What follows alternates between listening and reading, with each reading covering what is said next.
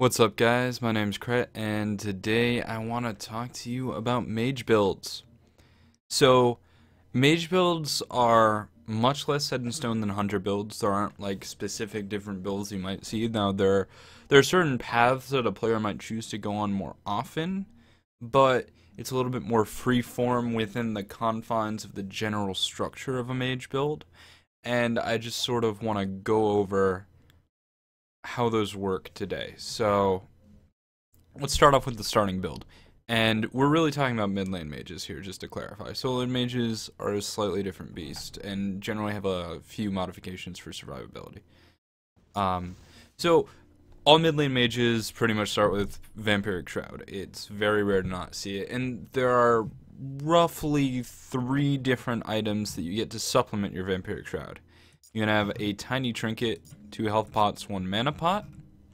This is a nice little build. It gives you, let's see, 40 magic power to increase your clear. You have 2 health pots and 1 mana pot. You should not have 2 mana pots and 1 health pot. You shouldn't need to regenerate 300 mana before you return to base. You should be backing slightly before the first mid harpies come out, so around 2 minutes 40 seconds, 2 minutes 30 seconds, and you should be roughly level 5 at that point. Having the 2 health pots means if you have more health pots than your opponent, you can trade aggressively with them, because you effectively have 500 more health just sitting there waiting to be spent. So it's really better to go for the health pots. Tiny Trinket allows you 3 potions total, and so this is a pretty good start. It's pretty standard, and especially if you're building into a Bancroft's Talon, it's good. But even if you're not building the Tiny Trinket into any of these items, right? Like, Divine Ruin pops up fairly often. Bancroft's Talon is a decent magic power item. Polynomicon, super situational. Pythagorean's Piece, not really bought.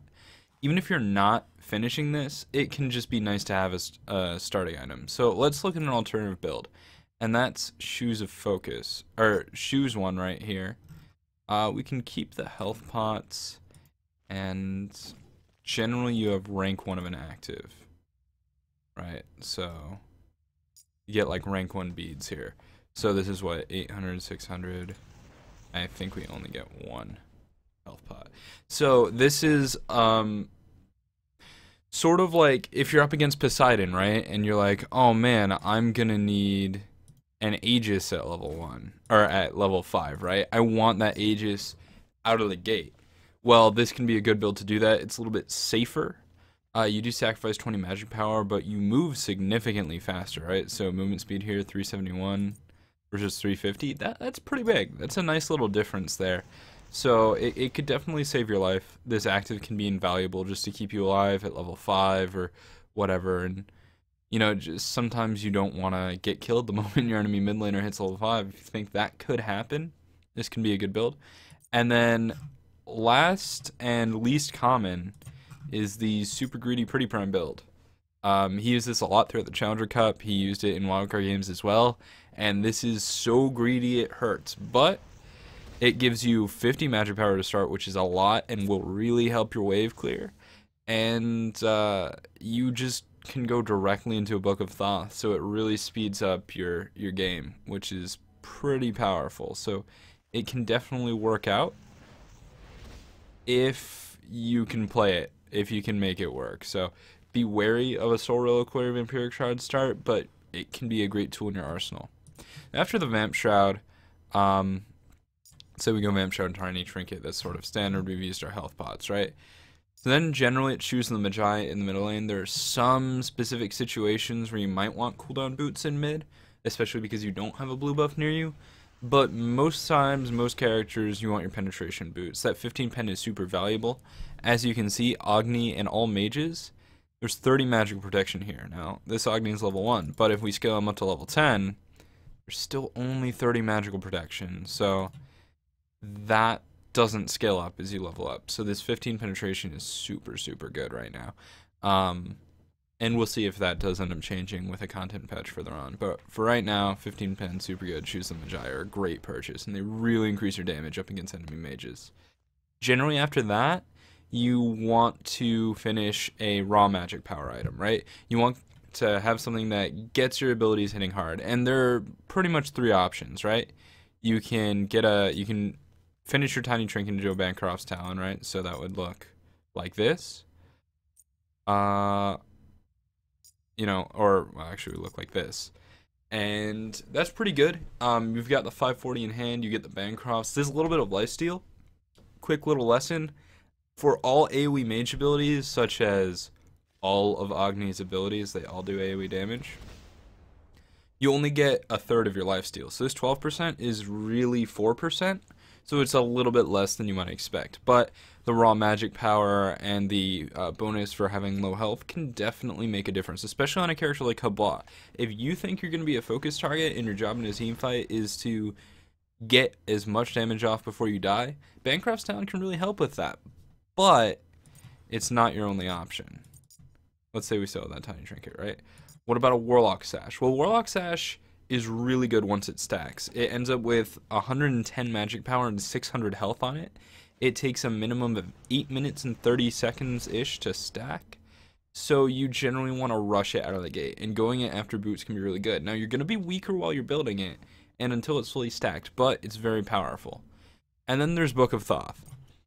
Book of Thoth stacks are less important. So if you're building both Warlock Sash and Book of Thoth, which is my personal favorite build, you always build Warlock Sash first. And the reason is, so Book of Thoth gives you 100 magic power, some MP5 and some mana, that's cool. It gives you 10 mana per stack up to 75 stacks, so 750 mana.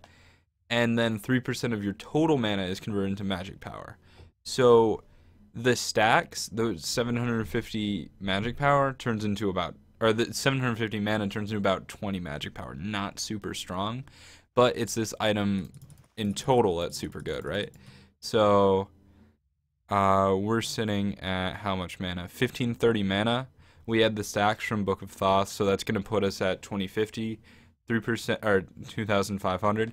3% of 2500 is 75, 175, I think. I'm gonna just make sure I do that right.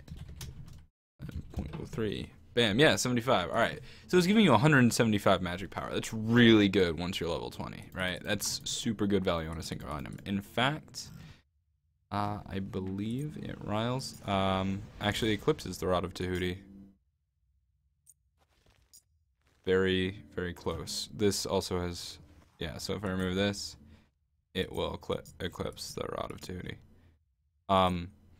Yeah, so Book of Thoth can be very strong. It's my personal favorite build, and what I like to do is go Warlock Sash into Book of Thoth. These stacks are nice. They're not super important. They're going to add about 20 magic power, and the whole package is really good.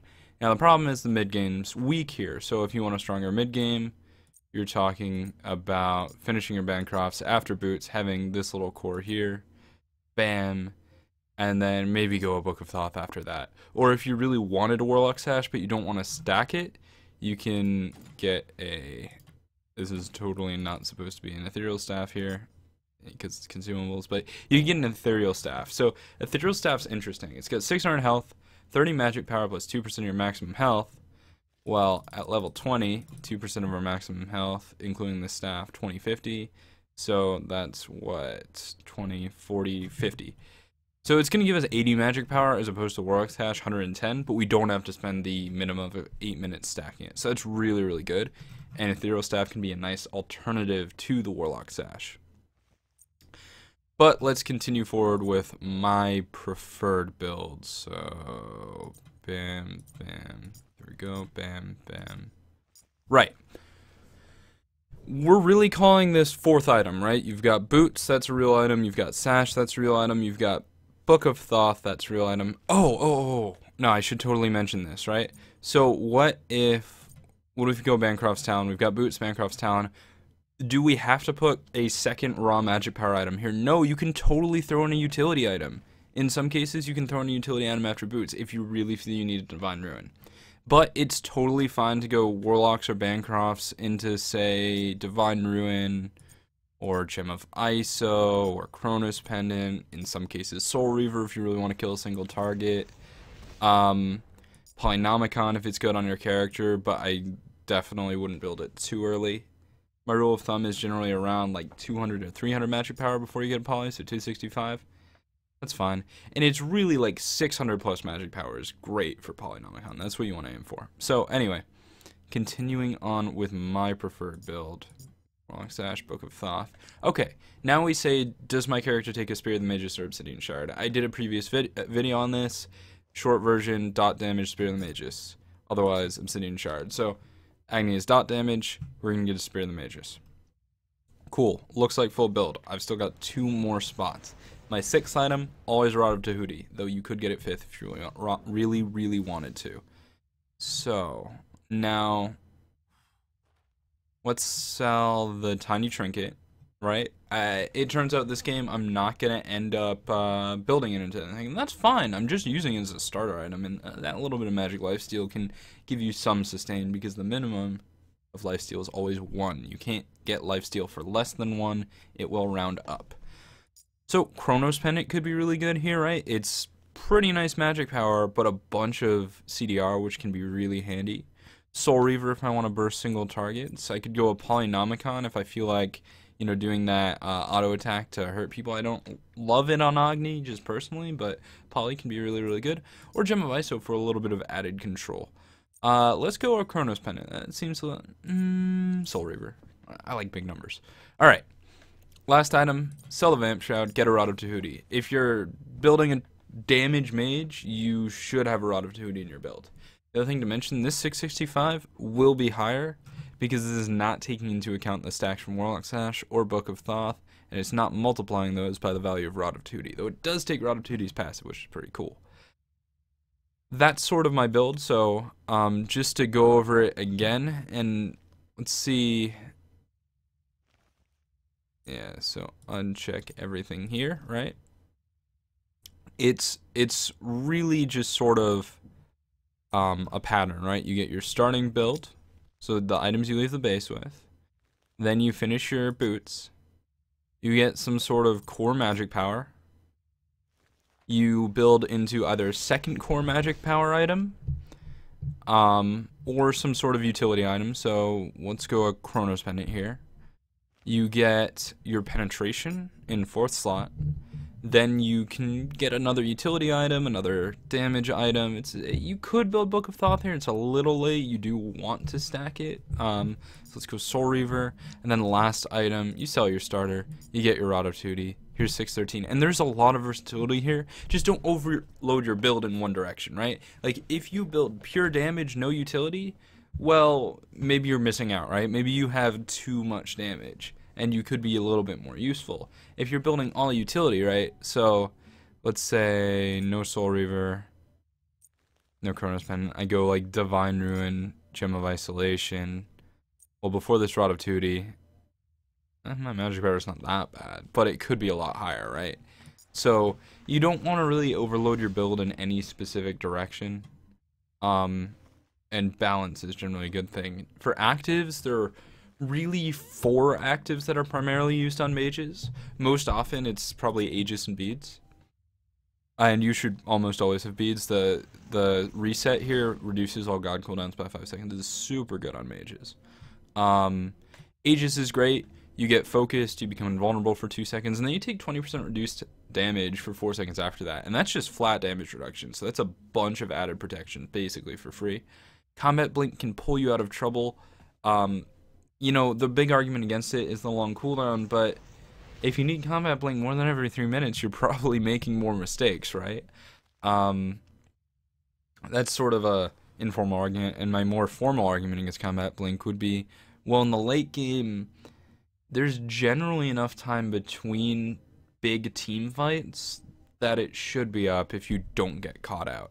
And then if you don't feel you need Aegis, well, Heavenly Agility can be really good too. Speeds you up, increases healing, which is super cool, and it can help your team out. So Beads Heavenly is really good. You can do Beads Combat Blink, you can do Beads Aegis. In some cases, maybe Aegis Combat Blink, but Beads are super good and should generally be your go-to and often the first active you finish. I like to make sure I have 2 active slots filled by 20 minutes, right? So I at least have, you know, like, let's say I have a full Aegis and Beads rank 1. By 20 minutes, I want that done, which is roughly when I should be finishing my penetration as well, and I feel ready to team fight. By the time you're hitting 30 minutes, your actives should probably be done. Otherwise, you're just missing out on a large chunk of power. But yeah, in general, that's sort of my formula to mage builds. Just covering it one more time. Ooh, Divine Rune. Starting build. Into boots. Into raw magic power. Into utility / raw magic power. Into penetration. Into utility. Chronos Pendant. Into Rod of Tahuti, and then usually beads, often Aegis. And I hope this video helped you out, guys. If you like, thumbs up down below, comment, subscribe, all that good stuff. You can check it out on Twitter. Check me out on Twitter, twitter.com/Kretata with a TUH, and there will be a linked Reddit thread for discussion on this video. Have a nice day. See ya.